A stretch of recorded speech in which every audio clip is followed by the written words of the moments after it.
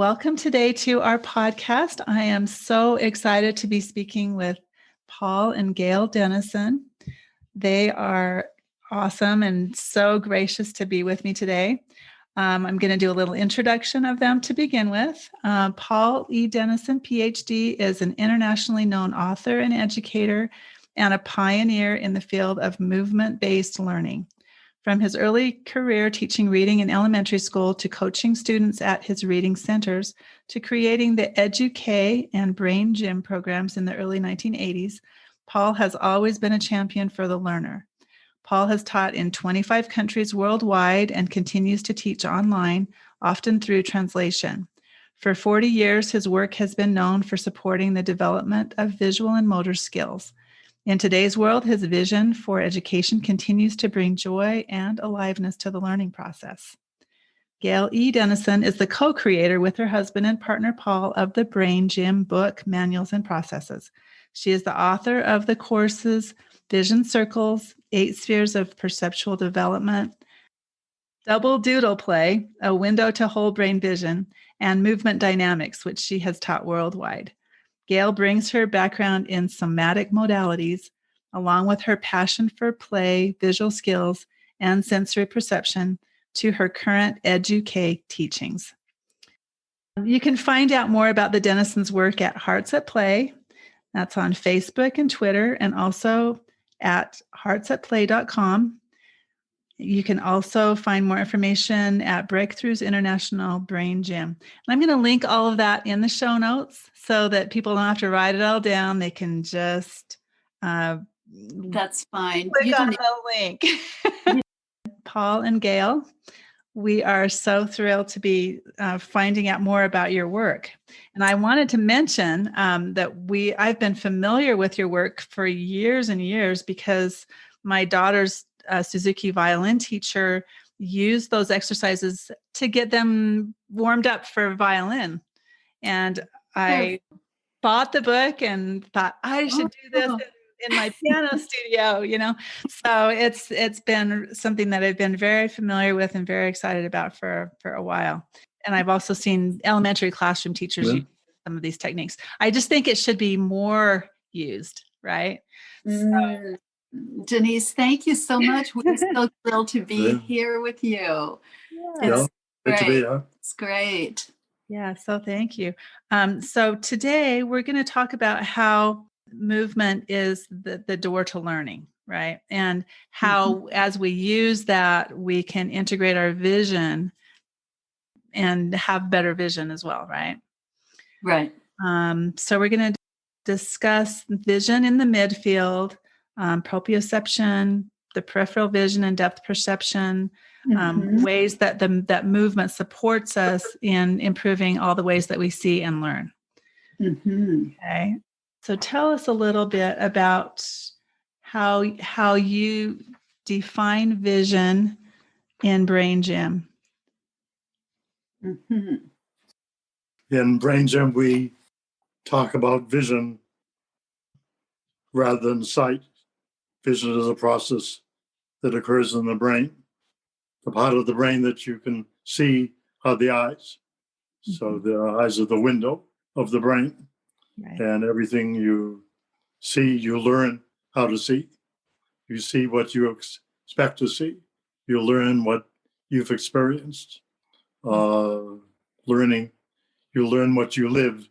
And if you need to learn to move and play and move and look in different distances, then you will see different differences and have healthy eyes and healthy vision. But if you only sit and don't move, then that's what you know. That's how you've learned to see. And you can get glasses and help see better for certain circumstances, but you're not improving your vision. To improve your vision means to improve your life and how you live it and the variety and experiences that you have. Yes, that's it, Paul. So beautifully said. I think in any given moment, our senses are bombarded with thousands and thousands of bits of information to make sense of. Mm-hmm. And yet, very often, we just see with the same, let's say, with the same eyes, day after day, moment after moment. We don't actually look at what's there because we saw it before. So we have an idea of what we're seeing rather than actually seeing what's in front of us. This is this simple idea that if we move more and look in new ways and have some new learning around what vision is, we can see more. Yeah. This simple idea has been at the basis for so many people having spontaneous vision improvements in classes that we have taught through the years. And it's a very exciting thing, but anyone can see the possibility of this if you just glance around you and notice that if you glance around the room, your eyes are taking in images that are near and far and in the midfield of your room in a split second. There's so much information, and our range of motion of our eyes is so vast. You could be looking at the sky, at the trees, at the clouds, at the flowers, at the animals, at a flock of birds flying. And each of these calls for a different visual trajectory. And somehow our brain instantly makes those adjustments. Yeah. So we have 2 eyes, 2 ears, 2 hands, 2 feet, and 1 body. And I'm going to keep coming back that we're designed to be 2-sided. Right. Our ancestors did everything with 2 eyes, 2 ears, 2 hands, 2 feet. They danced, they moved, they cooked, they planted food, and they walked and walked and walked and Right. moved from Yes. one to the other, and they looked near and far. The opposite of a lot of big city life right now, where when you go to see kids play, they are whole body. They move with their whole being. And so everything the brain gym does is natural. We don't fix anything. We just get back to what is natural, what is the way we are designed. We're designed to be aligned, to be centered in the midfield, and we call it the visual midfield. The visual midfield is where we process information. The left cover one eye, you see one field of vision, you cover the other eye, see another field of vision, and the common area is the midfield. Up close, it's a small space. Out in the distance, it's a big space. So the midfield is a flexible thing that you should be using at all distances. And the peripheral vision is the context for the midfield vision. One helps the other. You see the big picture and the fine point, the details at the same time. So when I add that, Gail? I think a lot of times parents think we need to teach our child to read. That's going to be the most important thing in their academic life. Mm-hmm. And it's true. That is so important. Reading to our children is what a gift if you have a parent who will read to you. It's a tremendous gift.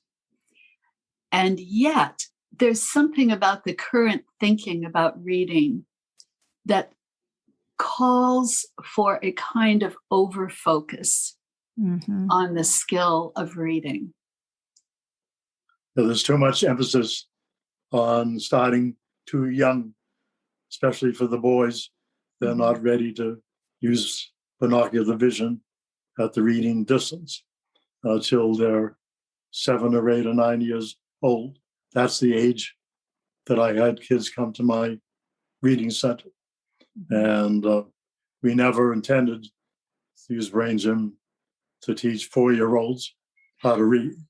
Okay. Are people trying to do that? There's no benefit to starting early. The kids will catch up in 1 year. My reading center, we had 4 or 5 years growth in 1 year just by getting confidence in themselves and believing in themselves and using reading on this, what we call visual midfield, where you did movements and play and moved around and activated. And it's just amazing the difference in the reading when using the whole brain instead of accommodating, which we're going to talk about later, accommodating to the tool, how to hold the pencil, how to twist the book in order, holding the iPhone too close, etc., etc. Right. We can talk about the fact that children who are not learning to read are not focusing their eyes together properly, or they may have like amblyopia or a convergence insufficiency type of issue going on that could perhaps have been addressed by integrating through brain gym types of activities and or waiting till later in their development to do that, right? Yeah. You know how I found out why a little boy couldn't read? He said it was blurry. He was trying to use 2 eyes and he wasn't ready. So one eye was better than 2 eyes that were blurred. So you just ask him, why can't you read? Why can't you read? And he said, So Gail had a woman in class. After she did Brain Gym, she says, I can't see. Oh my gosh, yes. Gail said, Hawaii. Gail said, take off your glasses. And she could now read without her glasses because her eyes were, the muscles of her eyes were working together in sync instead of accommodating and stressed and staring and over-focusing. So it was the relaxation part of the activities that made that happen? Was that part of it, the integration and the relaxation? So part of it is getting the body as a context. You know, it's so obvious that we don't see it. It's having our physical bodies as a context for our visual system. So the visual system ideally requires 3 things to work together: vestibular balance, vision, and proprioception. So let's just take that apart for a minute. Let's imagine that you don't have good balance. Now you can use your eyes to hold yourself up. And you see it all the time with kids holding themselves up with their visual system, kind of leaning on the cell phone, leaning on the computer, leaning on the television set. And mom says, don't you want to go out and play? And they say, I don't feel like moving. Well, of course you don't feel like moving. And the research even shows this. You don't feel like moving if you don't have congruency between the visual system and the motor system. Okay. So if you feel like you're going to slip or fall or, think about the fact that our proprioceptors, we have tens of thousands of proprioceptors in the body. Every muscle in the body has proprioceptors at the ends of the muscle and at the middle of the muscle. And every joint has a proprioceptor. Paul calls these the brain cells in the muscles. Mm. This is like how we tell where we are in space. Right. So here I am sitting here talking to Denise, and I feel myself sitting in the chair. Mm-hmm. And if I didn't feel myself sitting in the chair, if I didn't have a kind of awareness of my balance in the chair and my sense of my legs, the back of my legs on the chair, my feet on the floor, I might be using a huge amount of energy to hold myself up, to create balance, vestibular balance for myself. Or I might be using a huge amount of energy to give myself spatial feedback that says, well, here's where my arm is right now. Here's where my hand is. Here's where the book is. But our proprioceptors only work if we have two things. One, movement, and two, massage, touch. Mm. So imagine if you're in a classroom trying to learn and you don't have a sense of the space of your own body. You don't have a sense of the shape. You haven't moved enough to have those experiences. You haven't run and played, and you haven't used your eyes in those dozens of different trajectories outdoors to see the dog running across the street and the birds taking flight and the cat jumping over the fence. And you just have not had those experiences. And so you're sitting in the classroom, and now the experience that you're having with your visual system is hour after hour of looking 8 inches, or for some kids, it's much less because they're trying to avoid seeing the midfield because it's blurry. So they hold the cell phone too close. And so they can see with only one eye. And then they're decoding information, words all the time.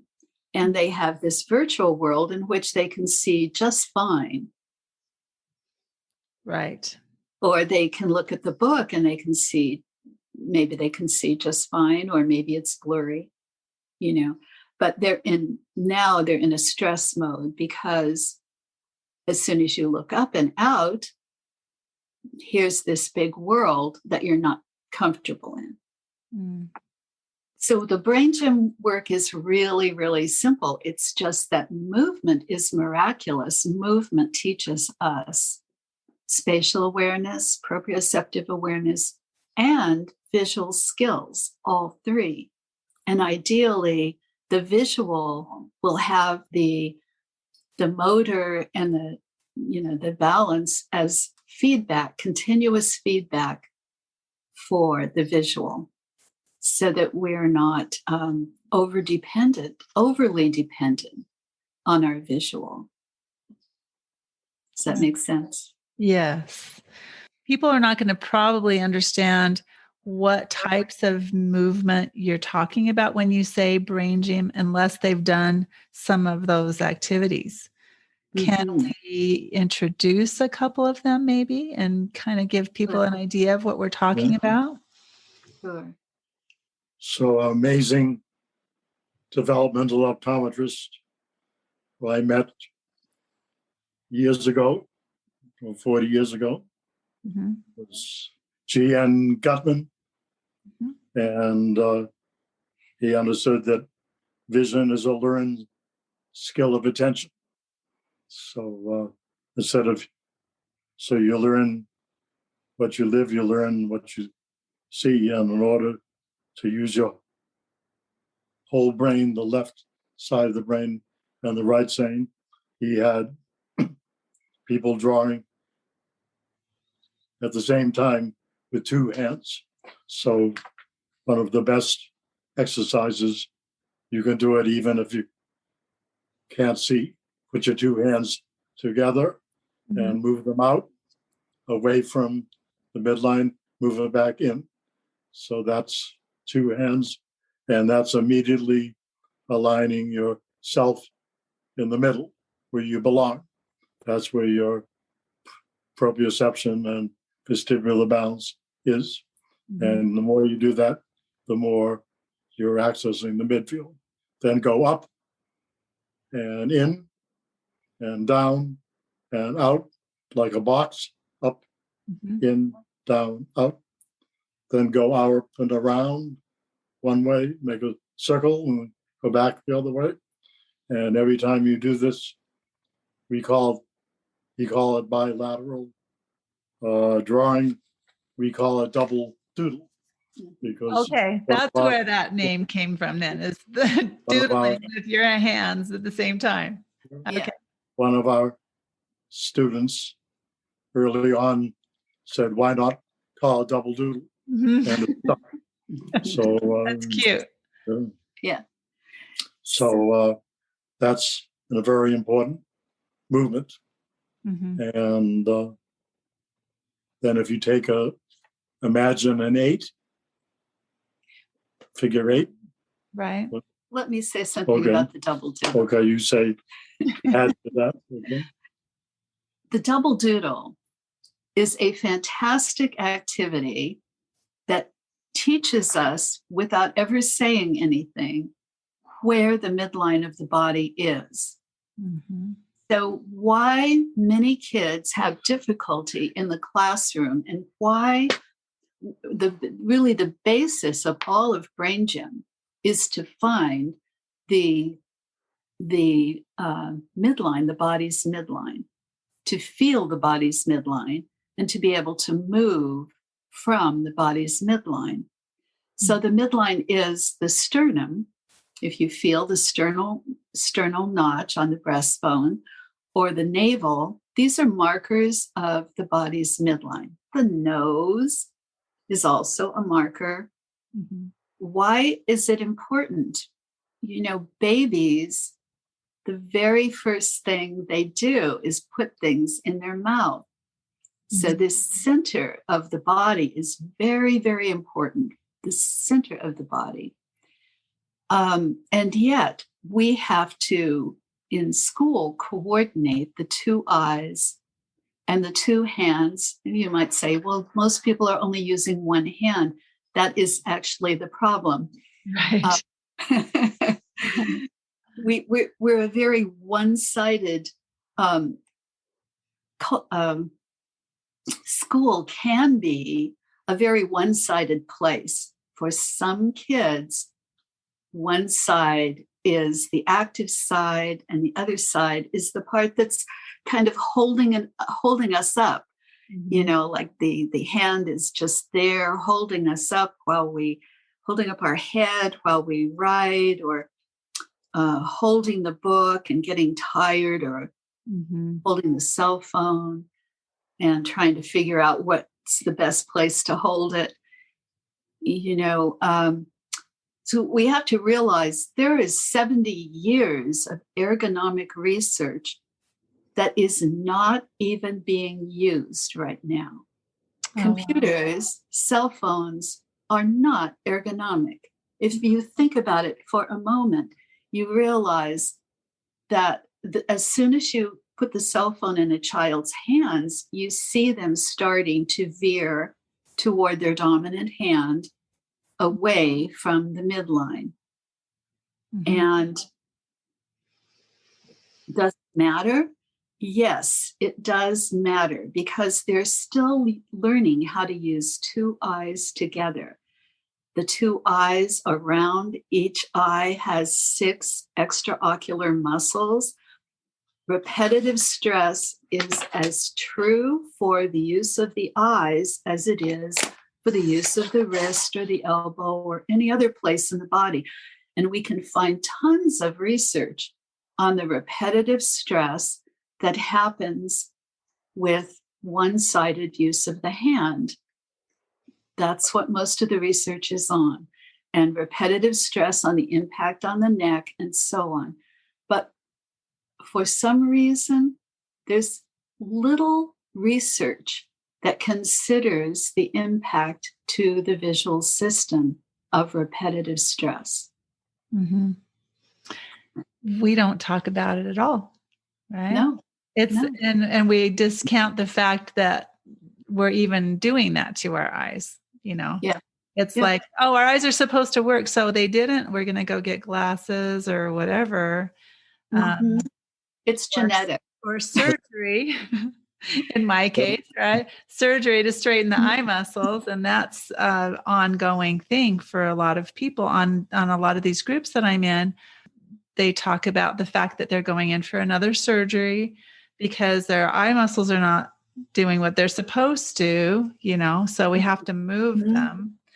And it concerns me a lot, because if we can help people to realize that relaxing their muscles and, giving them a chance to learn how to do what they're supposed to could do a lot more than just moving them around surgically, then that's kind of what I'm after here. And even for people who've had the surgery, just, let's just back up for a moment and get the whole body coordinated so that there's symmetry happening. And this is what all our movements are about: symmetry and left to right symmetry, and getting the back of the body elongated. So much emphasis is put on pushing forward. And then we end up with this forward head position and trying harder to see in the midfield, focusing more intently, and so on. I was just telling Paul that I saw a video this morning of a little child learning to read.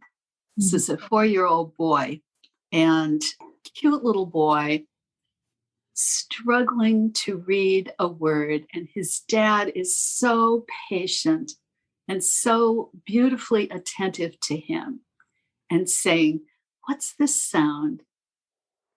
That's right. And what's this sound? That's right. Good. And what's this sound? Great. That's wonderful. And what's this sound? E. Good. Now, can you put it all together? He did this about 10 times. Wow. And every time the little boy was bewildered. He didn't know what he was supposed to do. He would sound it out. And finally, his dad said, "Mommy." And he's like, "Mom, that's you. That's you." But he kept saying, the little boy kept saying, "This is too hard. It's too hard." And, your heart just breaks when you see something like that, because it doesn't have to be that way. What if instead of, you could see in the child's posture, he's going more and more forward. He's going closer and closer to the paper, as though this is going to give him more clues. But all of those things are actually removing the context that might really help. Give him the context. Back up. Feel the whole body. So we do a movement called the cross crawl, which is like walking in place, but using reciprocal arm swing. Few minutes of this is like a whole body activity where you feel the coordination of your whole body and the rhythm of your whole body moving as a unit. And there's this congruency. And so somebody who's stressed can feel like, okay, here's me. Oh yeah, here's my middle. I feel my middle again. Or we do the brain buttons. So you put your hands under your collarbone and you rub these points on the left and right side of the sternum, and you hold your other hand on your navel.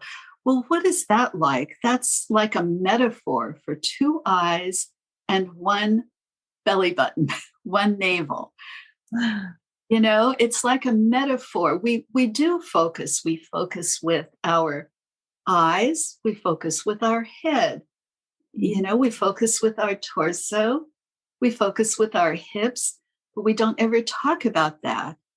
This is a way for all of those different ways of focusing. We can see when the child is looking with their eyes, but turning their head away, turning their torso away, pushing back with their legs. We can see that body language is telling us something, but we can invite congruency and then immediately, that sigh of relaxation. I feel back in my space. I feel back in myself. Now I can look at it. Oh, I can relax. I can think and I can see it. It's just something to look at and to listen to. Mm-hmm. And it doesn't have to pull me off of my center. Right. Well, and you mentioned previously that 4 is kind of young to be teaching a boy to read anyway, right?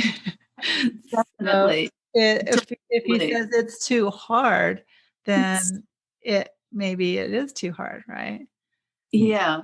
Some developmental optometrists have said that that many children, especially boys, don't really develop their eye teaming or their binocularity until they're about 7 years of age. Mm-hmm. Now, there are kids who are early readers, and that's great. We don't want to discourage kids from reading. Right. But to try to teach kids to read, to use their eyes at the expense of the body. So this is really what Brain Gym is about. Mm-hmm. Can we teach children all these academic skills, but maintain the visual system and even cultivate it at the same time? And what about the body? Can we maintain and cultivate good motor skills while we're learning to do academics instead of overriding when these kids are like, oh, my leg went to sleep, well, why? what is that about? Right. So we need to get the word out to parents. Child growth and development is almost non-existent now. It was very big when I was going through the university.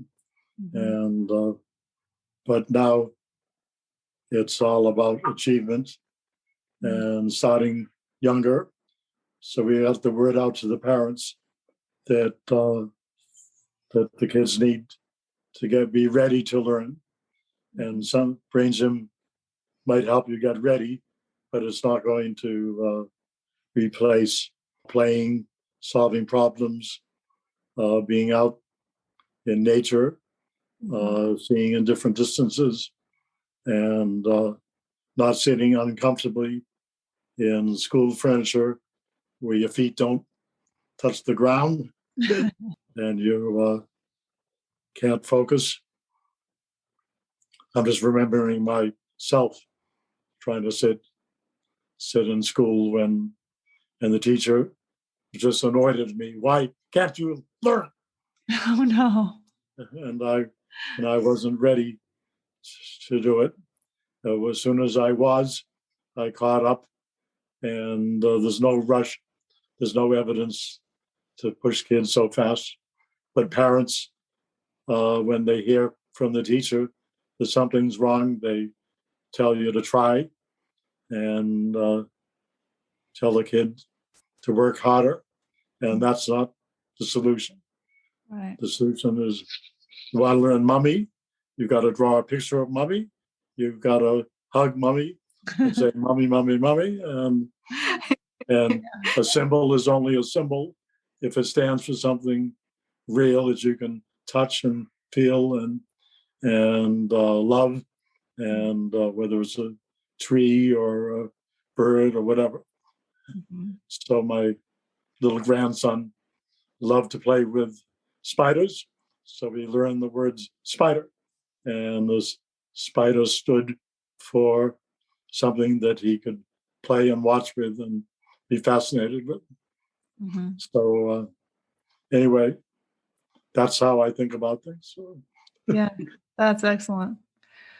So as we're talking about things that parents can do to incorporate some of the teachings that you are, putting forth with Brain Gym, why don't we go over those things that need to happen then for people, for children, particularly for all of us really, to see well in the midfield?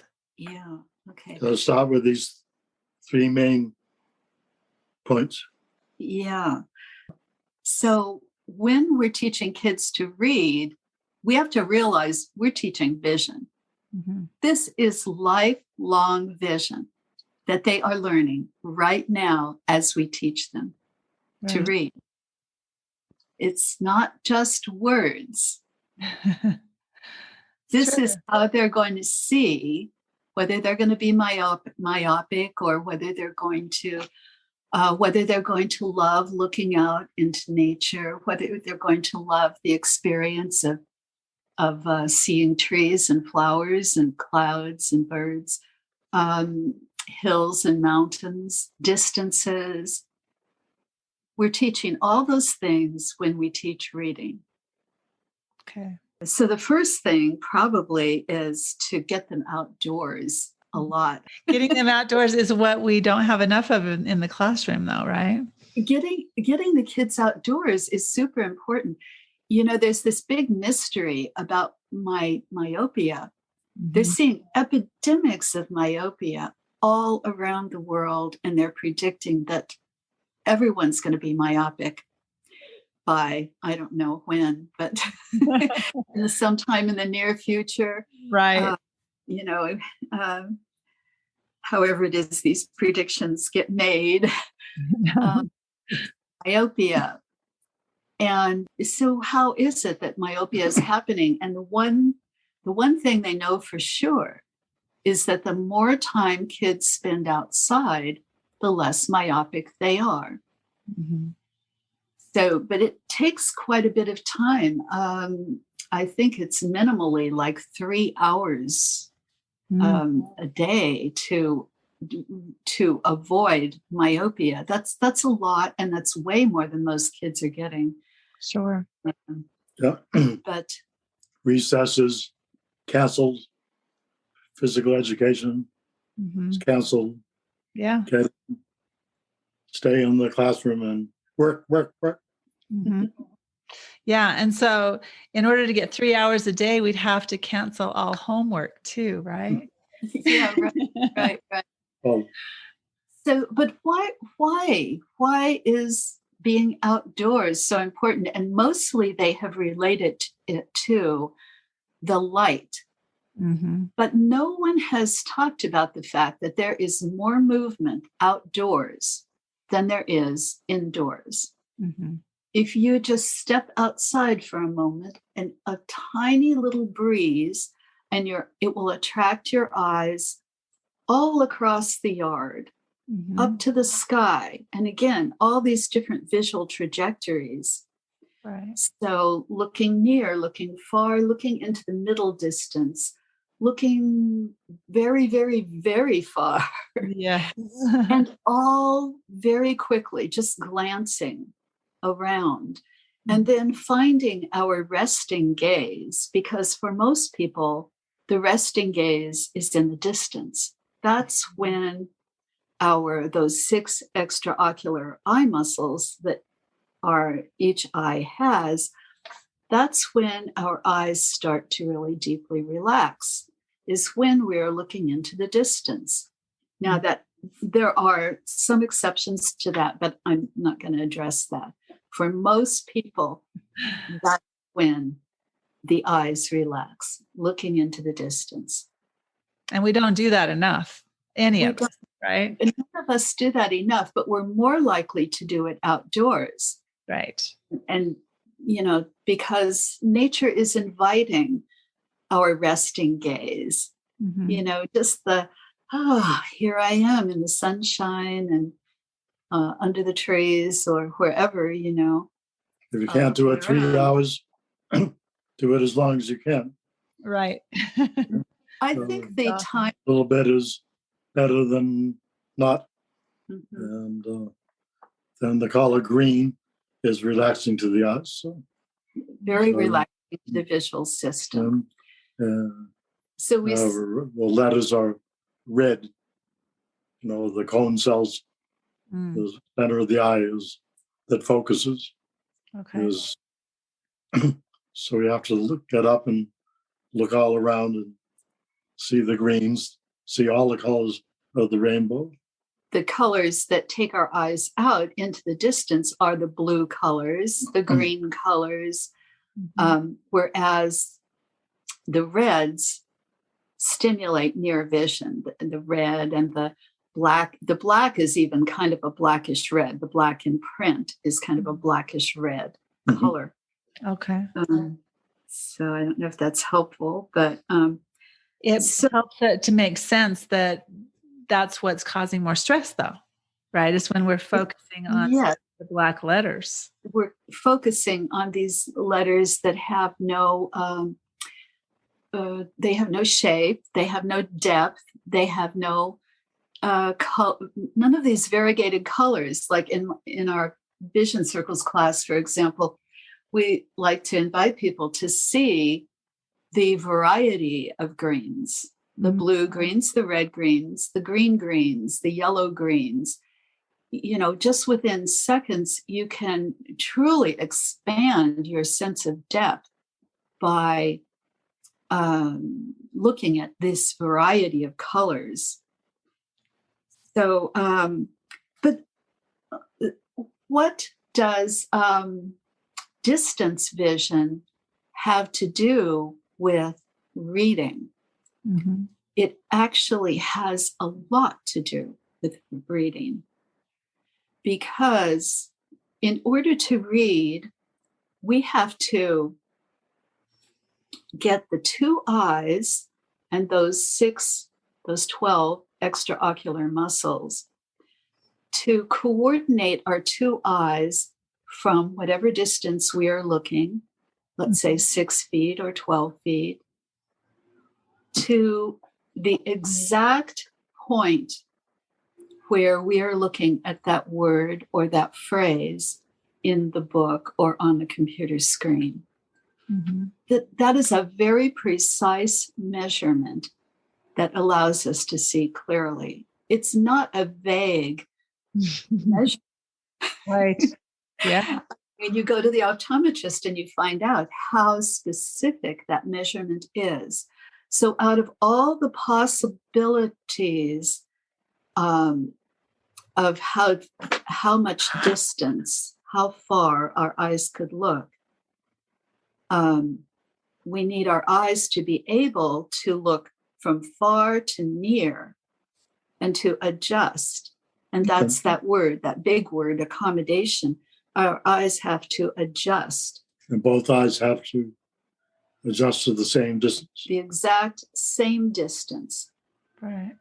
Now, they don't have to adjust, because you can hold the paper askew and you can read it just fine. Mm-hmm. One eye is looking further than the other eye. But after how long is that going to have an impact on those extraocular muscles? How long will it take for that to have an impact? Mm-hmm. You can hold the paper or the book in all kinds of ways, but every time you don't have it right up in front of your eyes, so that you don't have to hold your head forward and you don't have to crane your vision, really strain your eyes to see it, you are avoiding repetitive stress again. Right. So our eyes need to be able to, in order to read or in order to later on speed read, we think kids should be learning speed reading, not yeah, not the cat ran across the street. Yeah. No, this really isn't reading. Decoding is not really reading. And so it's more important for children to hear the language, the beauty of the language, the flow of the language, to write their own stories, to draw their own pictures, to hear the beauty of poetry, to see that words are beautiful. Mm-hmm. And books and cell phones, this is talk written down. And how wonderful it is that we can take a living person's words and write them down and then read them and bring them back to life. Mm-hmm. And how marvelous is that? So that's what reading is. To teach reading without teaching comprehension really isn't teaching reading. Right. So when we teach reading, we have to teach vision, we have to teach comprehension. And it needs to all come together as one thing. I'm sure as a teacher, you've known that and experienced that and seen what happens when kids don't have that experience of words as this is language. Yes. I talk to parents that there's a paradox that we need to learn the code to forget it. You got to learn the code. My daughter, when I taught her how to read, taught her the alphabet and the sounds. And one day she said, "No more sounds, Daddy." She got the code. And after that, she read with comprehension. And she was thinking ahead and knowing where the story was going. And it was language, not sounds. Right. So reading has to be language.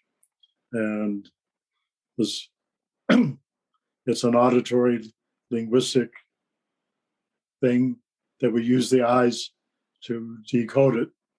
But once we're doing that, we can just go across. Only time you need to decode is when you got some new word that you never saw before. Right. And then you add it to your lexicon. Yeah. And then, so that's how the memory grows. So if you're thinking about the code, then you're not really reading. So many adults I work with are still reading the way they read in the first and second grade.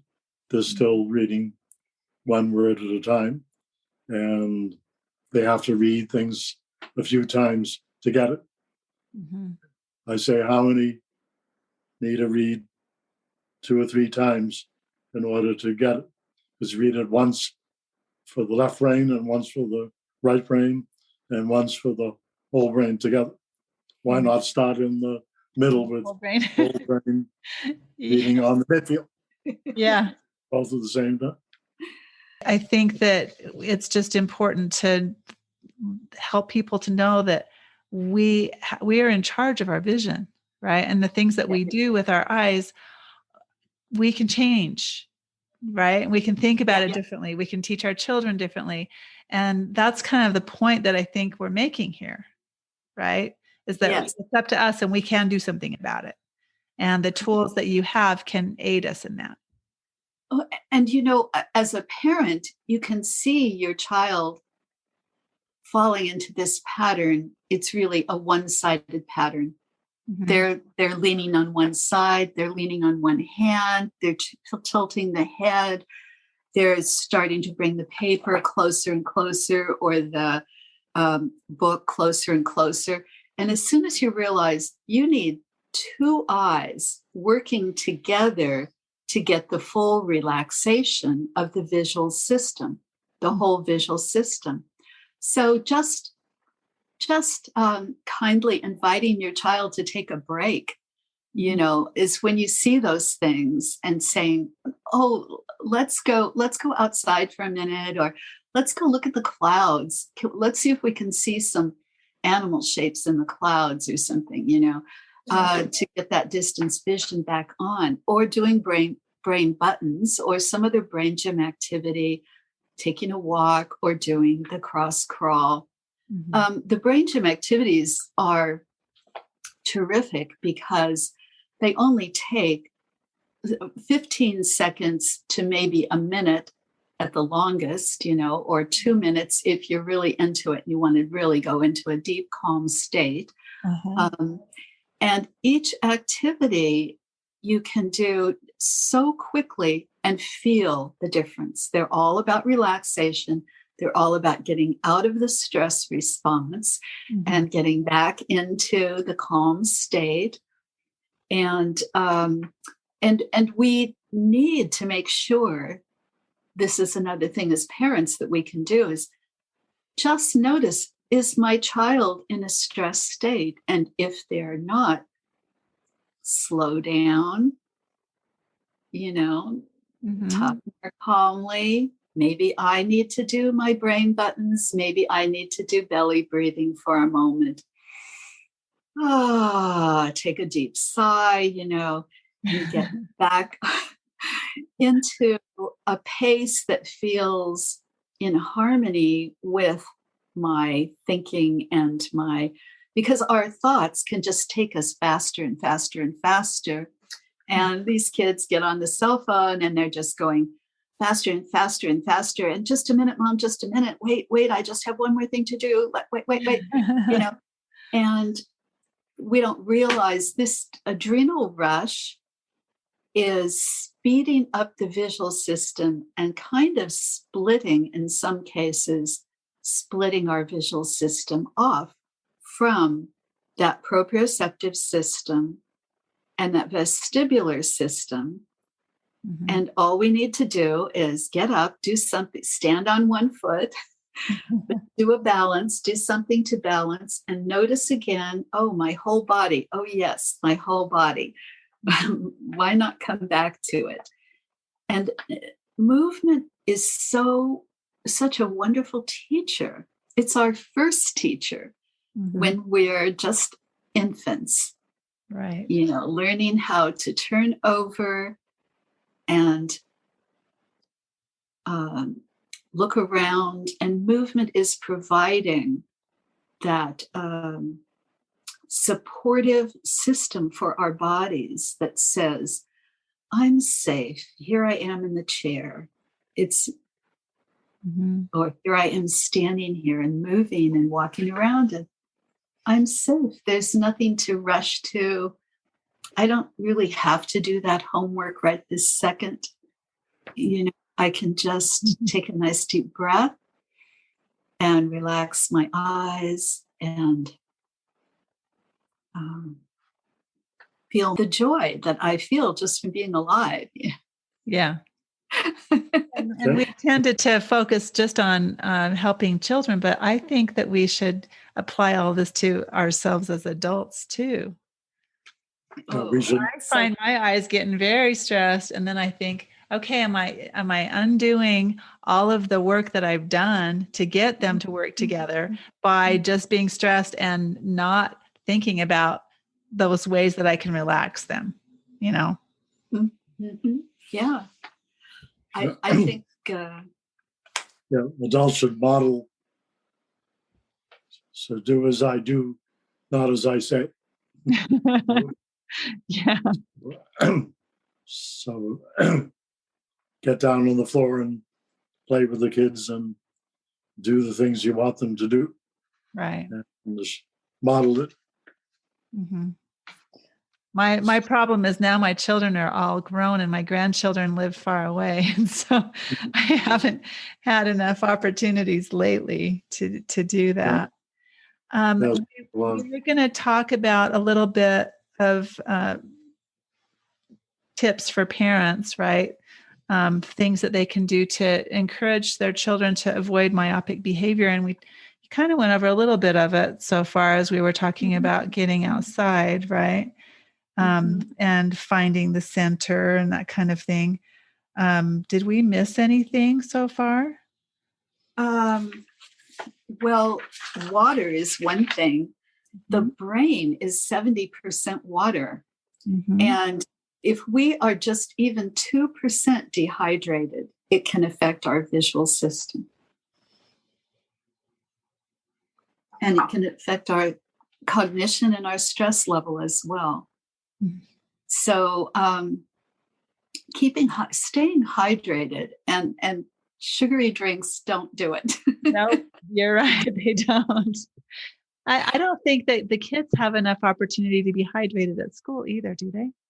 I mean, I don't think they have a water bottle near them, you know? Oh no, I've read some very difficult, challenging, I've read some very shocking statistics on studies they've done with children who are dehydrated at school. Yeah. It's very, very surprising, but also not surprising, because it's not easy to coordinate children's water needs with everything else. There's a lot happening in schools. Mm-hmm. Well, and the whole idea that they have to leave the classroom to go get a drink of water, you know, exactly. Yeah. That's not productive time. No, not at all productive time. Yeah. But at least when kids are home, we can make sure that they have plenty of water. And we ourselves can make sure that we have plenty of water. Finding the sternum, just tapping the sternum, reminding kids, that's your center. You know, doing some walking together, doing some cross crawl, or we do cross crawl dancing, which is really fun. Just put on some music and let your arms swing and do this kind of a dance movement that is like a opposite leg, opposite arm motion. So do you do it so that you're tapping the opposite knee as you're doing tap? We have over 30 variations of the cross crawl. Okay. But it's a wonderful way to really activate your whole body. Just think opposite hand, opposite leg. Right. And experiment with balancing opposite arm, opposite leg in all kinds of ways. And it's a lot of fun. Skipping, we have some, one of our movements is the skip across. So we do skipping while focusing on the thumb. As one thumb comes forward, you just soft focus on that thumb. Okay. So then you're practicing, you know, we have all these different ranges of motion that we can be using. And so we use this range of motion, the hand to eye at about 8 inches, which is where a lot of kids hold their cell phone. Right. But really, the ideal is to use our own bodies as the measurement. So a slight bent arm is the perfect, with the cell phone held right in the middle, across from your sternum. That gives you the precise best place to hold your cell phone for both eyes to adjust to the eye sees, be looking at the screen at the same time. The eye sees one thing and goes to both eyes, the retina of both eyes.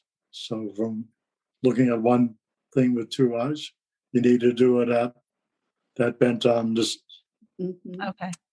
And too often people are holding it off to the side or whatever too, right? And so it needs to be at the midline. Mm-hmm. Okay. And so also the skip across. So just skipping and bringing the arm fully up in front of you and soft focusing. Now you're seeing the hand at full arm extension, which is further than the, considerably further. It's going to be different for every person. But this is... Especially me, I have super long arms. Yeah. Okay. So this is a very important distance to be able to see at, because this is your personal hand-eye distance. Mm-hmm. Parents can really emphasize ways that their kids can learn to see. So like my mom would say to me, Gail, is this painting straight? Will you stand back and tell me if this is straight? Mm. And she would lift the corner a little bit on purpose so that I would see, and then I would have to kind of stand up straight to see which side was lower than the other side, or which side was higher, Uh-huh. And my mom also would say things all the time like, do you see that tree on the hill over there? Can you see that bird? It's on that telephone wire way up there. I think she suspected I was becoming myopic, because I would always have my head in a book. So she would kind of coach me on things. And at first I wondered why she would ask me these questions. But in retrospect, I think she probably thought, bookworm, how am I going to get her to look around her more? Right. To really look all around. And I've done this with my own grandkids. Will you help me water the yard? And do you think that tree looks like it's dying? That's awesome. Think about these leaves. What do you think that means? It's surprising. If you do that, you'd be amazed at how many kids don't recognize a dead leaf. Mm. One could become concerned if one really got thinking about this.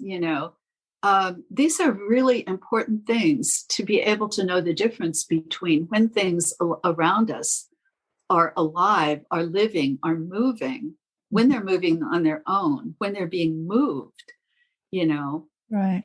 These are things that when you have a lot of experiences in the real world with holding things, carrying things, feeling the weight of things, and noticing the distances between things, these are things that our grandparents, our parents and our grandparents did maybe every day. Certainly my parents on the farm, my mother grew up on the farm, and those were things she was aware of every day. And she would talk to me about those things, gathering eggs or walking to school, what it was like for her, different than what it was like for me, even though I also walked to school.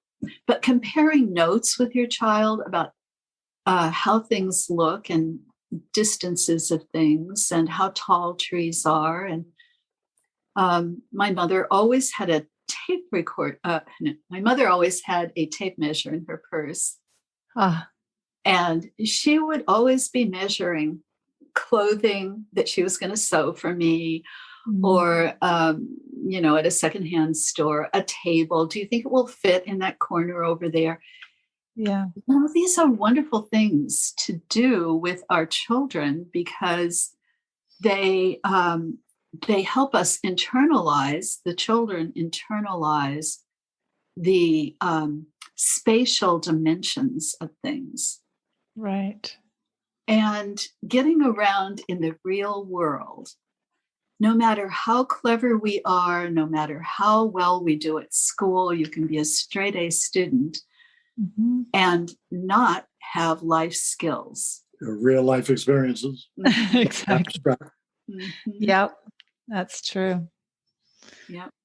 And it's not always possible to know how someone's eyes are even working, like if they have great grades or not. My daughter was a straight A student, but she was not using her eyes together, Right. So. And that was the same with me. I was a straight A student all through college.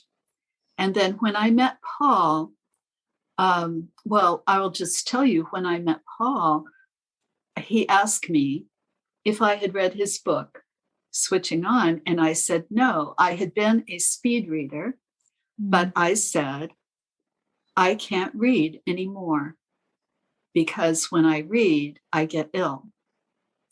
And so I had recognized that already in my life, and I was only 35 years old. I had realized that the more I read, the more I would feel weak and just not strong or resilient. And I had kids to raise, so I just couldn't. I couldn't take the time to sit down and read and figure out why I would read a page or two and feel so weak. So whole brain activities. Yeah. And you were reading again? I was reading again and reading research and reading speed reading. Yeah. And not getting sick any longer. But the reason I was getting ill is because I lacked visual convergence. I was not bringing my two eyes together and using them as a team when I read. And so we were once talking with a developmental optometrist, Dr. Albalas, and he said, that is very, very common when people come in to do vision training. They have to bring food with them because their blood sugar gets so low from doing all that visual work. So think about how that translates to kids on the computer, looking all the time and burning all this energy, and then maybe needing to eat, to keep all that energy going. Right. But really, what we need is to move, because movement oxygenates the blood and gets our blood flowing and moves the lymph and the waste products and hydrates the fascial tissue so that we don't feel stiff, And so when we're sitting too much, the opposite of that is happening. We're starting to feel stiff and tired. And actually, I think there will be a time when we have a phrase, maybe sitting fatigue. It might be a thing. We might realize it's a thing. We just haven't recognized it yet. I haven't recognized it yet. I'm tired because I've been sitting too long. Yeah, that's exactly it. We've discussed a lot of tips that are going to help parents and each of us individually as well in improving how we use our eyes and what we're doing. But let's just give parents some tips on types of play to encourage in their children to activate their visual skills. Just some things that are fun that will help our eyes to have a good, relaxing experience, I guess. What would some of those activities be? Yeah, we've emphasized outdoor play, running and climbing trees and playing with balls, kicking, throwing, catching, doing frisbee, basketball, and then you can use your hands to get the muscles of the hands with clay dough and fine motor play. You can we used to call arts and crafts, making fairy houses, stone houses, rock sculptures, standing one rock on the other, getting them balancing. Okay. I think that a fairy house or an elf house is an amazing way to teach vision to a child, or just a simple playhouse. Getting imagination. Active imagination. We have done fairy houses with nothing but rocks and sticks and leaves. And the thing is that, when you're building something like that, what could this be? Oh, that could be a stone table. Right. How about this one? Can this funny little shaped rock, maybe this could be the stool?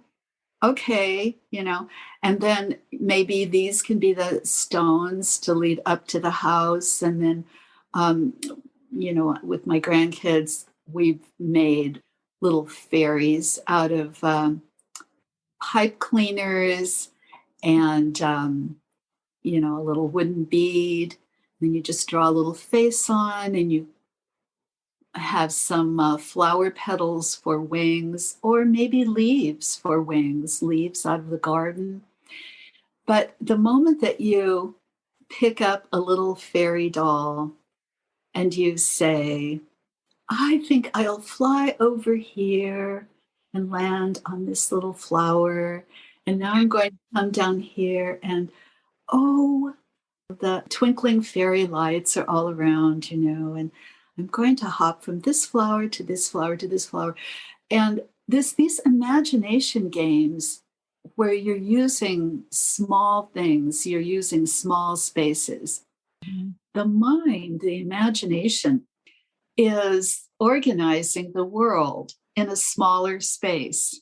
Mm. So you're seeing the big world, but you're seeing it smaller. And you're doing all the things that eyes need to do. You're gliding. We don't want our eyes to point all the time. Mm-hmm. We want our eyes to glide. This smooth movement of the eyes is really, that's the gold standard. Right. We want our eyes to move together left and right in nice smooth patterns, and to move near to far in all directions, left, right, up, down, and middle, easily. Mm-hmm. And smoothly. This is called smooth pursuits. Right. And but smooth pursuits actually requires your eyes to follow something. So mm-hmm. when you go back to seeing that flock of birds lift and fly into the sky, notice how your eyes feel when you see something moving, but you didn't move your eyes. Your eyes need to be relaxed. So when our eyes are always following an intention, I'm going to point my eyes here, I'm going to look there, I'm going to look over here. We're always moving our eyes intentionally. Mm-hmm. And that intentional movement is one type of eye movement. But we want that other type of eye movement as well, when the eyes are just being moved. Right. And we don't know where they're going to go or why.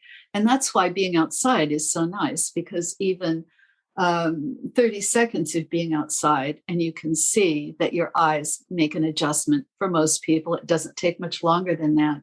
Mm-hmm. To, look around, glance around and see my eyes are being moved. Yeah. And I can just relax with that moment. Exactly. And it's kind of like an unwinding of all the tension that we've had in our eyes, So we can throwing a ball, like Paul said. Right. A softball is a really great way, Denise, to train our visual system. Just a simple, rolled up sock. And just toss it back and forth, or toss it into a basket. And how many times can you get it in the basket? Or carry it around? Can you carry it around on a tennis racket? Mm-hmm. Or a ping pong racket? Or a spoon? And all of these things are coordinating balance and vision and proprioception. So you're developing the spatial skills, the proprioceptive skills, and the visual skills at the same time, which, I think is what nature really probably intended for us, that we would not go off on a tangent with our visual system, but have a coordinated experience of bringing letting our visual system kind of be in the context of our whole body movement and our vestibular balance, and having those three work together. Just getting back to what's natural and what you would do if you weren't in the house. The house is a part of the modern invention. Right. But our ancestors moved. They were nomads. They moved. They did everything outside. They did the gardening for the food, or they ate off the animal, milked the cow. Exactly. My mom grew up on a dairy farm, so she was very involved in that. And I find if I don't go out and do my gardening, I just don't feel good. I have to be out there, my hands in the dirt. Yeah. Getting things to grow. Yes. So we're going to appreciate civilization, but we can't get over for civilized, so we don't move or do anything anymore. Exactly. Just watch movies and be entertained. We have to engage with each other. Kids should be able to talk and play and move and teach each other. And they got the oxytocin going. Everything is about loving and moving, and being helpful and learning and growing and helping each other. So this is what we hear back from our people who do brain gym and vision gym. They start helping each other and caring about each other, and it's everyone wins. It's not competition; it's cooperation and getting the two sides of the body, 2 eyes, 2 ears, 2 hands, 2 feet, and dancing.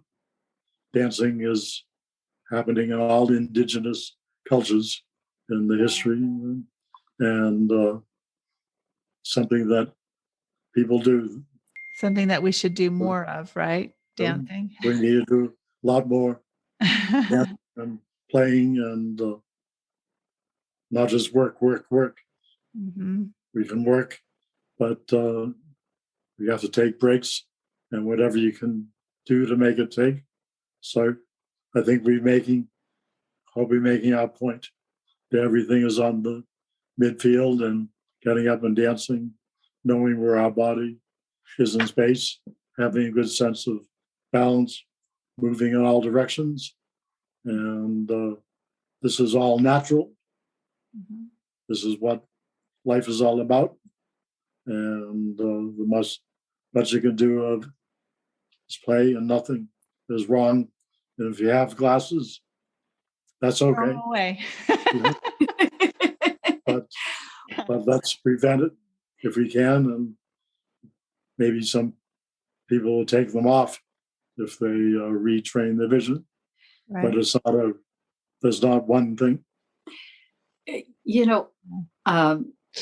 So we, in terms of the glasses, I think it is a marvelous moment when we feel safe enough to just take the glasses off, even if it's only for a few minutes.